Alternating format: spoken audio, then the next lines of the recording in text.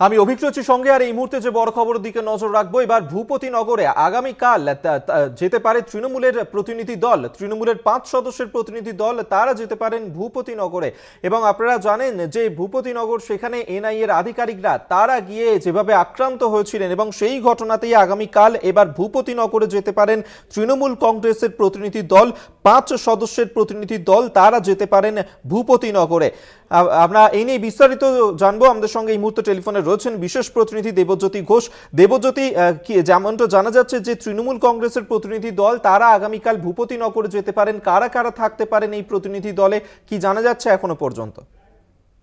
কংগ্রেসের পক্ষ থেকে যেটা অভিযোগ, যে ভূপতিনগরে যে 2022 সালের 3রা ডিসেম্বর ঘটনা ঘটেছিল, সেই জায়গাতে ভারতীয় জনতা পার্টি তাদের সংগঠন দুর্বল রয়েছে, তাই তারা এজেন্সিকে দিয়ে এই পুরনো কেসকে এনআইএ কে দিয়ে তদন্ত করাচ্ছেন এবং সেখানে তদন্ত প্রক্রিয়াকে বাড়ানো হচ্ছে।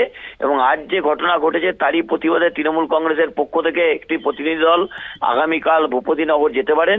সেখানে রাজ্য থেকে চন্দ্রিমা ভট্টাচার্য, কুণাল ঘোষ সহ 5 জন জেলা নেতৃত্ব তারাও থাকতে পারেন এবং ভূপতিনগরের মানুষের পাশে তারা দাঁড়াবেন। এবং যেভাবে স্বতঃস্ফূর্ত ভাবে বিক্ষোভ হয়েছে তার পাশে তৃণমূল কংগ্রেস দাঁড়িয়েছে। তৃণমূল কংগ্রেসের অভিযোগ যে স্বতঃস্ফূর্ত বিক্ষোভের সামনেই এনআইএ এর কর্তারা পড়েছিলেন, তার মধ্যে কোনো রাজনীতি নেই। তবে ভারতীয় জনতা পার্টি সেখানে তাদের অবস্থা খারাপ, সেই বুঝেই এনআইএ কে তারা কাজে লাগাচ্ছেন বলে তৃণমূল কংগ্রেসের অভিযোগ। মুখ্যমন্ত্রী মমতা বন্দ্যোপাধ্যায় ভূপতিনগর ঘটনার তারা যে মমতা বন্দ্যোপাধ্যায় যে বক্তব্য সামনে এসেছে তাও কিন্তু অত্যন্ত গুরুত্বপূর্ণ। এবং ভোর রাত্রে যে তদন্ত করতে যাওয়া হয়েছিল এবং সেখানে তৃণমূল কংগ্রেসের অভিযোগ যে এনআইএ এর পক্ষ থেকে আক্রমণ করা হয়েছে, সেই জায়গাতে ভূপতিনগরের মানুষের পাশে থাকতে তৃণমূল কংগ্রেসের 5 সদস্যের প্রতিনিধি দল আগামীকাল ভূপতিনগর যেতে পারেন।